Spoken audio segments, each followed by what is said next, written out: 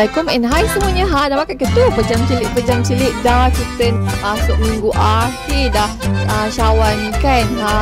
Lagi ke tu apa tu mood nak buat open house mesti ada kan.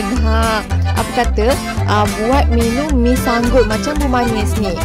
Jadikan minum sampingan Aidilfitri, juara Aidilfitri nanti pun cantik juga. Nanti juga tu buat hidangan kawan-kawan keluarga tercinta kan. Jom tengok. Buat yang tak pernah tengok lagi mi sanggut, macam ni lah rupa bentuk dia tau. Bu Manis beli yang jenama Azman. Ikutlah kawan nak beli yang jenama apa pun boleh je. Ni Bu Manis beli dekat Tanjung Dawai, tapi online pun ada je. Inilah rupa bentuk dia. Dia kering macam ni. Dia macam Maggi tu kan, kita nak kena kalau Maggi betul masak dulu, terus masak 2 minit dah siap kan. Kalau mi sanggut ni kena rendam dulu dengan air. Eloknya rendam dalam setengah jam macam suka sampai dia kembang. Macam tu pun sedang nanti kalau kita nak goreng sedap elok je, macam senang elok je kita nak menggoreng dia kan. Biarlah dia rendam dalam setengah jam macam tu. Macam ni lah lepas kita dah tapis dia. Nampak dah kembang sikit, warna pun dah luntur sikit kan. Macam ni boleh kita nak sedia bahan-bahan yang lain pula. Jom. Bahan-bahan untuk tumisan dia mudah-mudah je sebenarnya.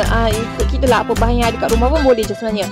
Okey, untuk kali ni Bu Manis tumbukkan bawang putih dengan udang kering. Tu yang sedap nanti wangi kita punya mi sanggut ni.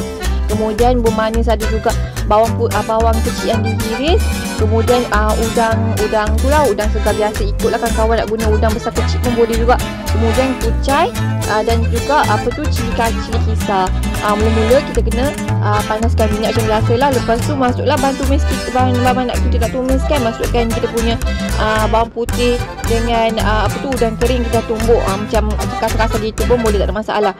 Tumis sampai naik bau, sampai ke perang-perangan. Dah agak-agak macam ni, bolehlah kita nak masukkan kita punya pula bawang kecil yang dihiris. Bu Manis guna dalam 4 biji macam tu, 3 biji macam tu lah. Ni pun sama. Tumis sampai naik bau, sampai agak-agak ke perang-perangan sikit macam tu. Memang sedap kalau macam ni. Kalau tak ada udang segar tu pun tak apa, dah bubur udang kering. Dan untuk mi sanggut ni kan, sebenarnya macam Mak Bu Manis dia selalu guna macam udang kering macam ni pun dah sedap dah. Memang dah cukup rasa dah untuk mi sanggut ni. Kalau untuk mi sanggut ni memang selalunya bubur sayur kucai. Memang sayur kucai. Tapi kalau nak bubur sayur boleh juga, tak ada masalah. Gaul-gaulkan sambil macam ni kan, sampai ke perang-perangan gitu, sampai naik bau. Macam ni pun dah wangi dah sebenarnya. Dah agak-agak macam ni, bolehlah masukkan kita punya cili kisar. Untuk cili kisar yang tahan lama dan tak cepat kulat, boleh tengok dekat video Bu Manis yang sebelum ni. Bu Manis ada kongsikan tau. Jangan lupa tengok. Memang betul-betul berkesan tips dan cara tu. Kau boleh guna cara tu untuk nak buat cili kisar yang tahan lama dan tak cepat kulat.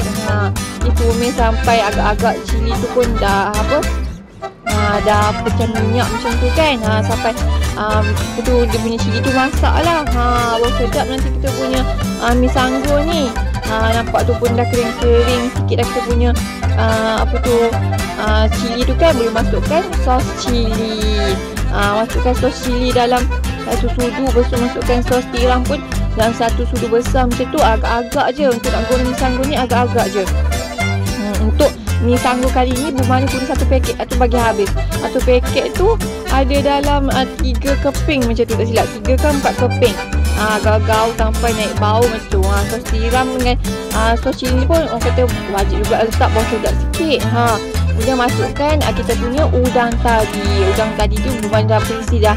Buang kulit siap-siap dah, senang sikit kan nanti nak makan.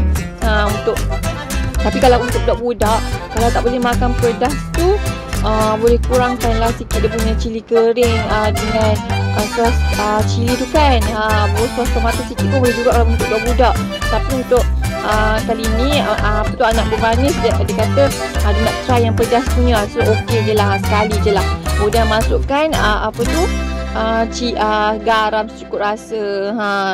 Garam ni macam biasa lah, macam Bu Manis cakap tau, ikut cita rasa masing-masing. Gaul-gaulkan dulu kita punya bahan-bahan tumisan ni. Dah macam ni, bolehlah masukkan sikit cuka untuk nak seimbangkan lah kita punya rasa pedas-pedas. dah pedas tumisan kita ni kan. Baru nanti makan tu cukup rasa. Manis, pedas, masin, cukup rasa gitu. Dah macam ni boleh masukkan kita punya mi sanggo tadi. Leraikan situ bagi senang kita nak kacau-kacau nanti kan. Masuk je semua kita punya mi sanggo tu. Tak banyak mana pun sebenarnya satu paket tu. Ni kalau berapa orang makan. Kalau 3-4 orang makan sekali tu dah habis, dah settle dah. Kalau yang nak buat open house tu boleh double triplekan lah bahan dia semua tu kan. Gaul rata bagi semua bahan tumisan ni. Kenalah dekat kita punya mi sanggo kita ni. Kemudian boleh masukkan sedikit kicap. Mana guna kicap lemak manis, kicap jalin tu.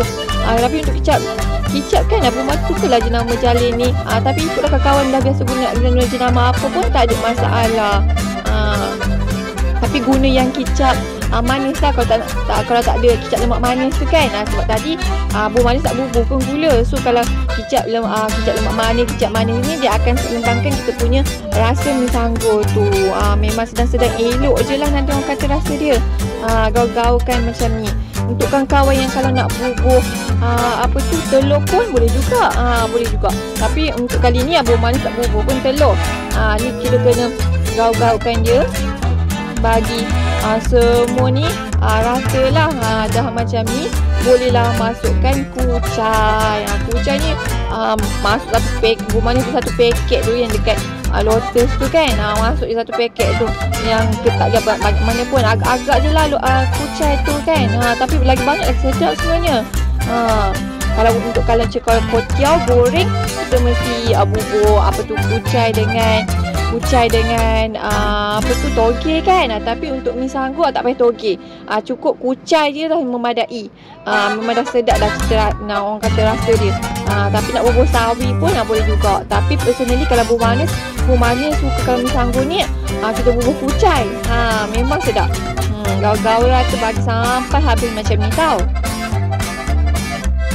Nampak ni kita punya mi sanggo kita pun dah sebati elok, dah kering elok kan. Dia kalau mi sanggo dia tak sedap kalau lembab-lembab. Kalau Bu Manis suka kalau mi sanggo tu dia kering-kering, semua bahan-bahan tu lekat elok dekat kita punya mi sanggo. Macam ni boleh siap dihidang.